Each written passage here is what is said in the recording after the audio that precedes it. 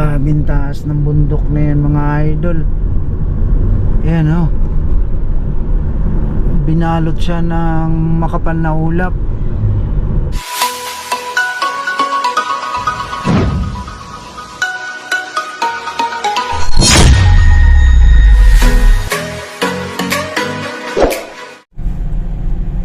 Mga 10 meters na lang, o wala ng 10 meters ay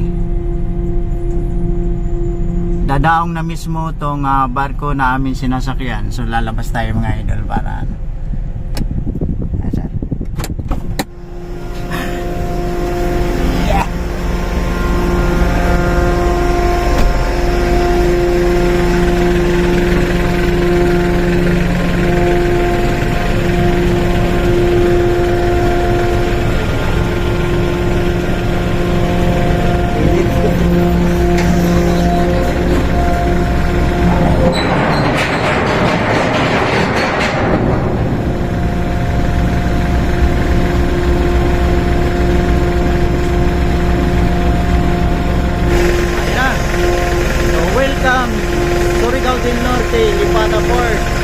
okay, so ito na mga idol. Sa wakas, bababa na kami dito sa barko. Ayan. Sir, thank you. Thank. Ayan. Ayan.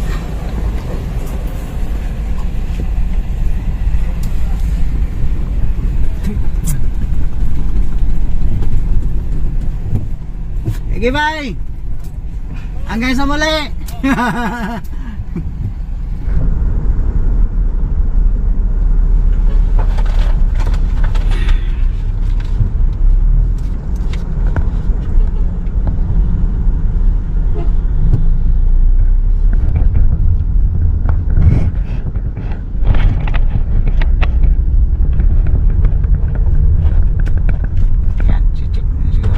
Kung i-check lang. Merry Christmas, Sir. Okay, so ayan mga idol, nakalabas na kami sa pinaka-port ng Lipata, no, Surigao del Norte. At ito, umpisa na tayong magbiyahe by land mula dito sa Lipata patungo na ng Iligan City. At dito sa kalkulasyon dito kay Wiz ay mayroong Wiz ang gamit mo, Noy? Wiz. So dito kay Wiz ay mayroong 383 kilometers mula dito. At ang tsansa ng oras ng dating namin doon ay alas 5:30 ng hapon. So sana maganda yung biyahe namin para mas mapaaga pa mga idol. Alright, so samahan nyo kami sa ating biyaheng Mindanao, Iligan City. So maganda naman pala yung kalsada nila dito.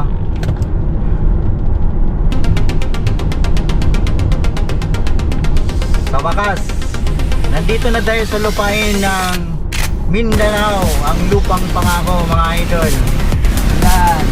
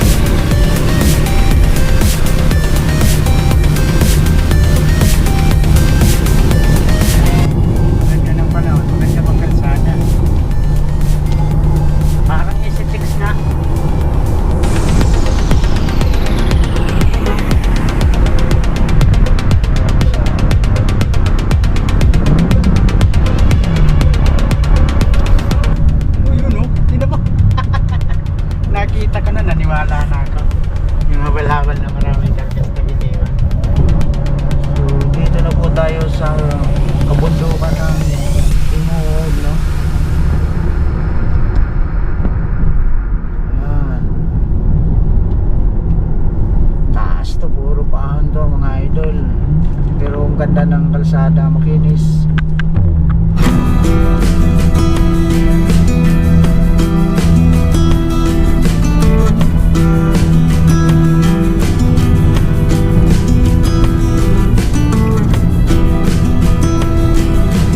Ganda ng lugar. Wow, Europe Cuisine Restaurant.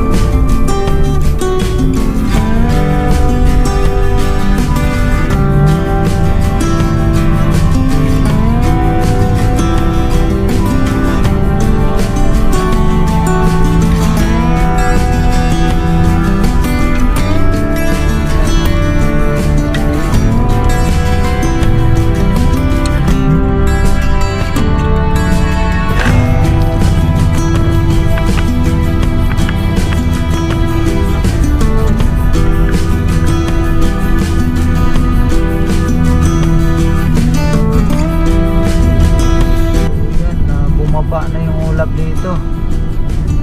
Wow, grabe. Dito na kami sa tuktok dito ang kabundukan ng Ingog City, or hindi na alam kung anong lugar na to dito, barangay.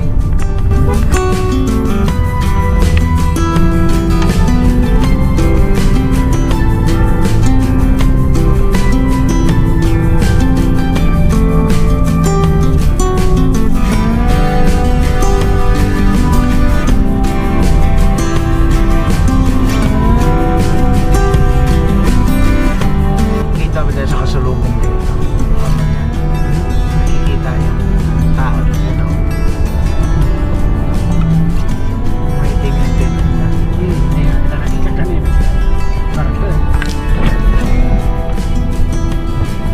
grabing taas ng bundok na yan mga idol. Ayan o, binalot siya ng makapal na ulap. Wow, grabe naman. Oh. So, ayan mga idol, papasok na tayo ng Claveria, Misamis Oriental. So, dito to sa taas talaga ng kabundukan to. Tama talaga itong dinadaanan natin. Yung makikita natin dito, puro kabundukan na pinalot ng mga ulap. So, ayan, mga idol, nandito na tayo sa parte ng Claveria, no? Claveria, Misamis Oriental ba? Misamis Oriental. Misamis Oriental. Ang dami ditong pasyalan sa bundok na to. Yan, pakita natin sa inyo yan. Dami mga magagandang pasyalan. Yung pahon galing Ingog City pabundok, tapos napakaraming magagandang pasyalan, magagandang tanawin na talagang matutuwa kayo mga idol. Matutuwa talaga kayo pag dumaan kayo dito sa lugar na to. So kanina puro paahon yung ginawa namin mula doon sa Ingog City. Then ngayon naabot na namin yung tuktok ng Tugatog. Pagdating sa tuktok, ito naman puro pababa na naman to. So ito na siguro yung mismong papunta na ng Cagayan de Oro City, kung hindi kami nagkakamali, no? Hindi na namin tinitingnan yung ang tawag nito, yung Google Map o si Waze, kasi wala nang signal dito mga idol.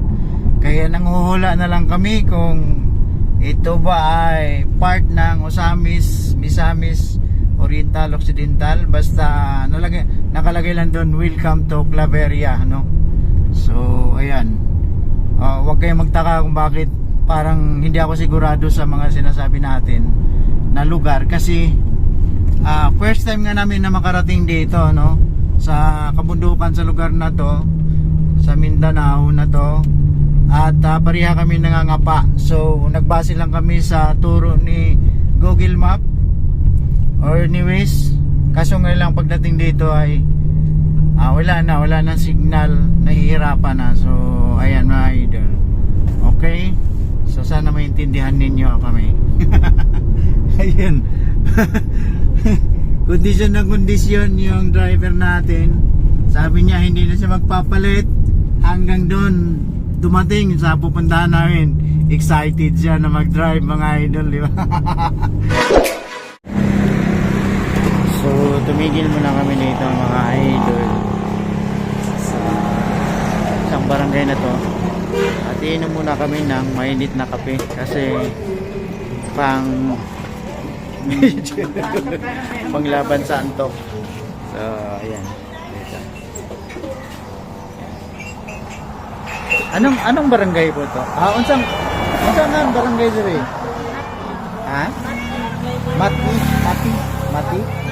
Mati. Sakop siya ng Claveria City ba?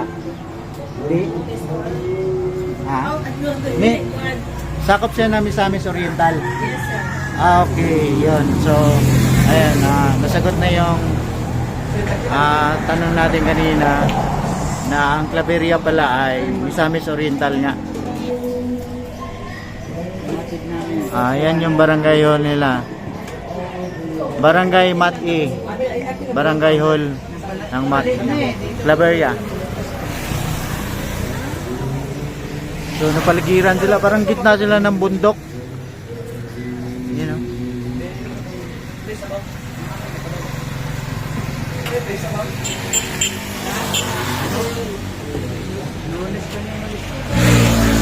Kapi-kapi muna kami, pang patanggal ng kalahay ba sa Bisaya ba. Pero hindi naman kami inaantok. Kumbaga preparasyon lang to para mas lalong kondisyon yung takbo namin hanggang Iligan. Si Buddy, sandal. Kondisyon na rin, buhay na buhay. Minarmo. Municipality of Claveria. Ayan, Misamis Oriental.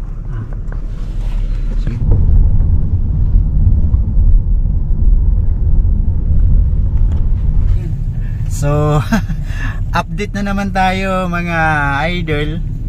Ang oras natin ay alas 4:24 na ng hapon, no? Alas 4:24 na ng hapon.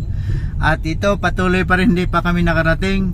Nandito pa tayo sa bayan ng Villanueva, Misamis Oriental. Ayan. So ang remaining na kilometrahe ay mayroon pang 110 kilometers pa bago mag-Iligan City. So malayo-layo pa rin, no?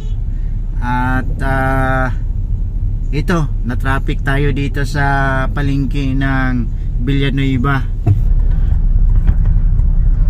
So matraffic dito. At tayo kakaliwa dyan sa unahan. Traffic talaga kahit sa palengke. Kahit sa probinsya pala talaga medyo matraffic na talaga pagdating sa palengke. So baka itong daan na to, yun yung dito tayo dapat lalabas nun. Siguro. No? Yung diretso kanina. Again,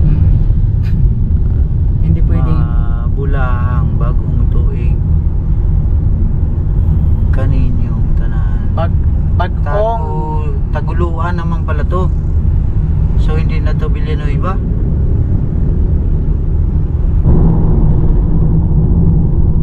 Padayon. Taguluan.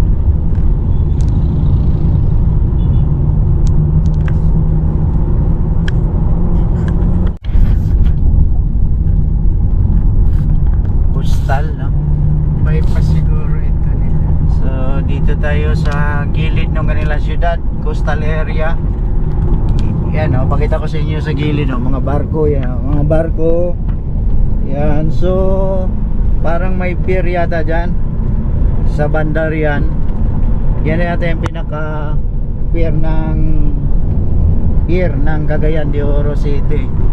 So dito tayo sa Coastal Road.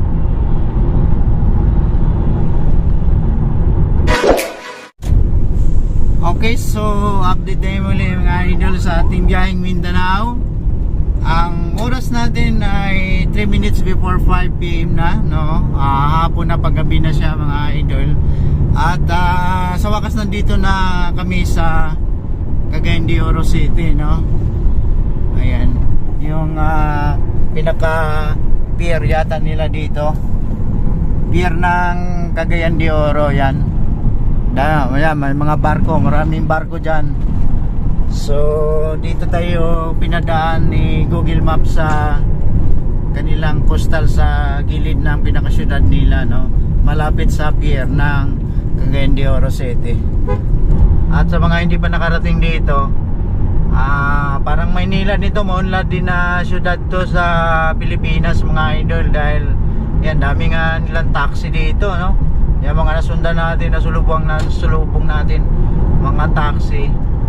So isa to sa mga maunlad nga na syudad ng Pilipinas. Ganda dito syudad na to, na Cagayan de Oro. Kahit nga ngayon lang tayo nakarating dito, pero tingin natin magandang syudad, oh, malinis. Parang organized yung ano nila sa traffic.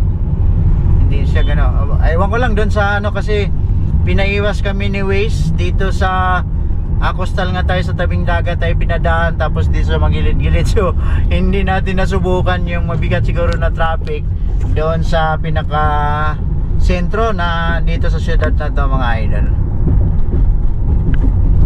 Continue straight for 19.9 kilometers. So ayan mga idol, papalabas na tayo ng syudad ng Cagayan de Oro. At nandito na tayo sa Cagayan de Oro Iligan Highway, no? So papunta na tayo mismo sa Iligan, kung saan yung pinaka-destination namin ngayon natin. At ang oras ay alas 5:18 na ng hapon. Paggabi na siya, yan, palubog na yung araw. Medyo padilim na. At base dito kay Google Map ay alas 7 yung dating namin doon. Mayroon siyang 78 kilometers pa yung tatakbuhin namin, no?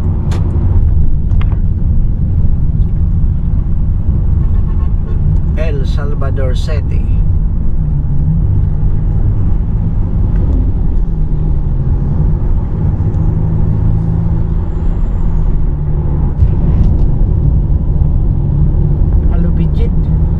Uy, Muslim ini yan. Muslim na salita, no? Malayo pa pala tayo.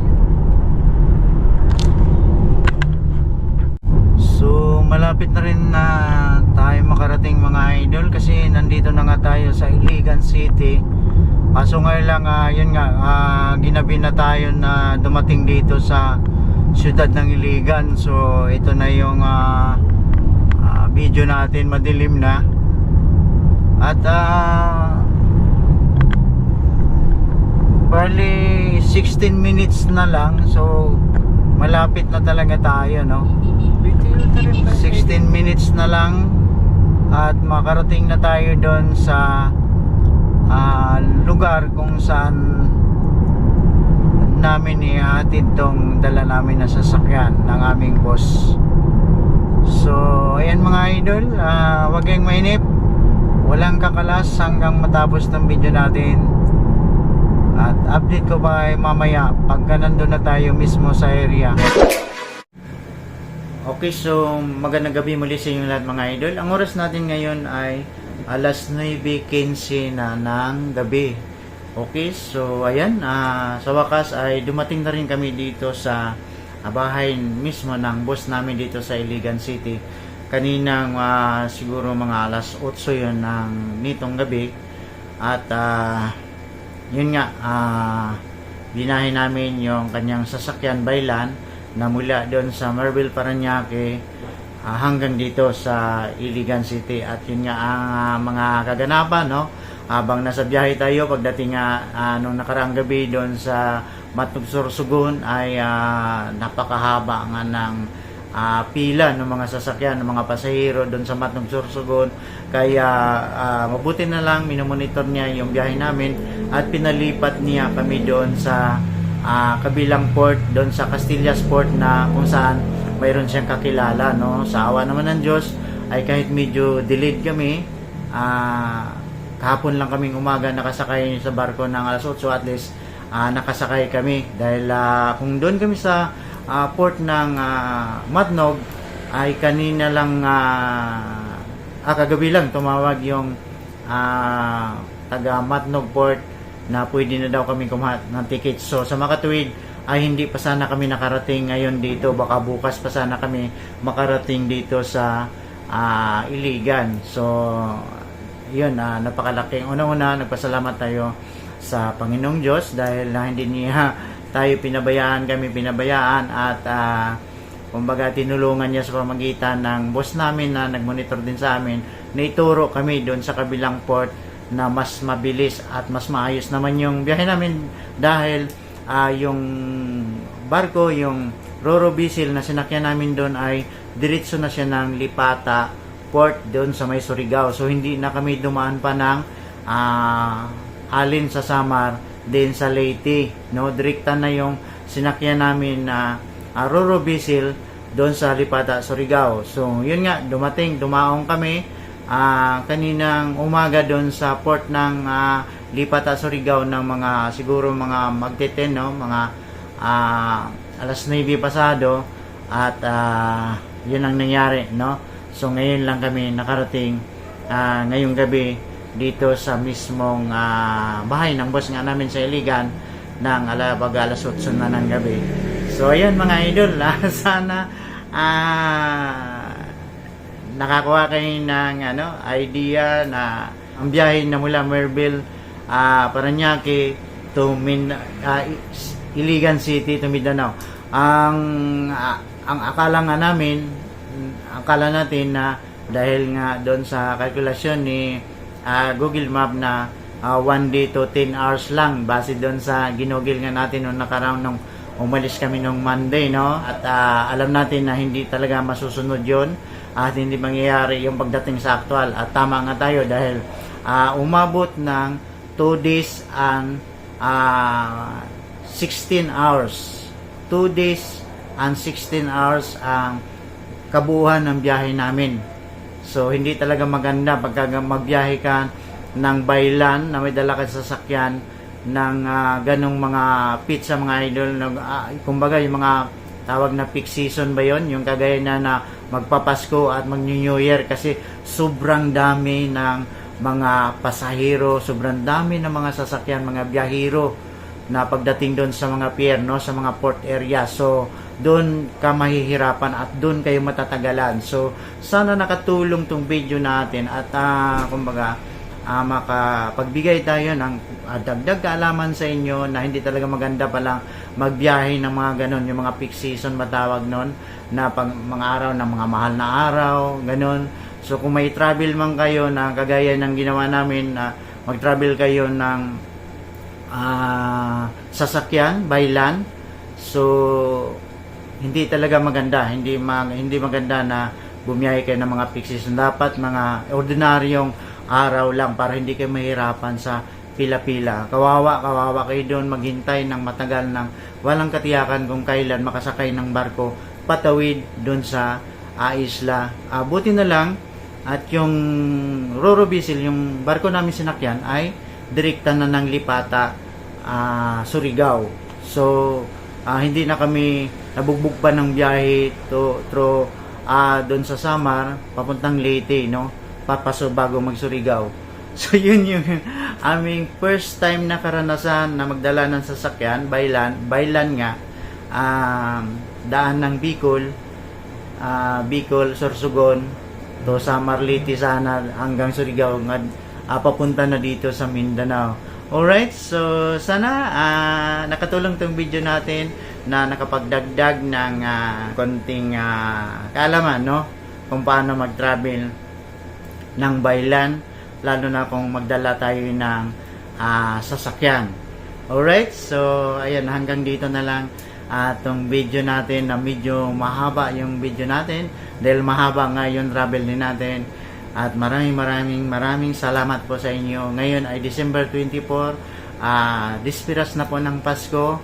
Mamayang alas 12 ay ng gabi ay Noche Buena na, no, birthday na ni Papa Jesus. So happy birthday po Papa Jesus, no, our Lord Jesus Christ. Happy birthday po and Merry Christmas po sa inyong lahat, sa mga mahal ko sa buhay, lahat ng ating mga kakilala, ng lahat na ng mga Pilipino dito sa excuse me po sa Pilipinas, pati rin yung mga Pilipino na nandun sa abroad, sa ibang bansa na makarating tong video natin, no?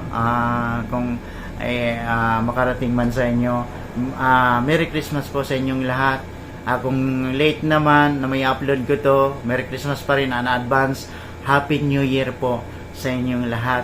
And siyempre, patnubayan kayo lagi ng Panginoong Diyos natin na nasa langit, na mag-birthday ang Panginoong Jesus Christ natin bukas, no, December 25. So, ayan, God bless po sa inyong lahat.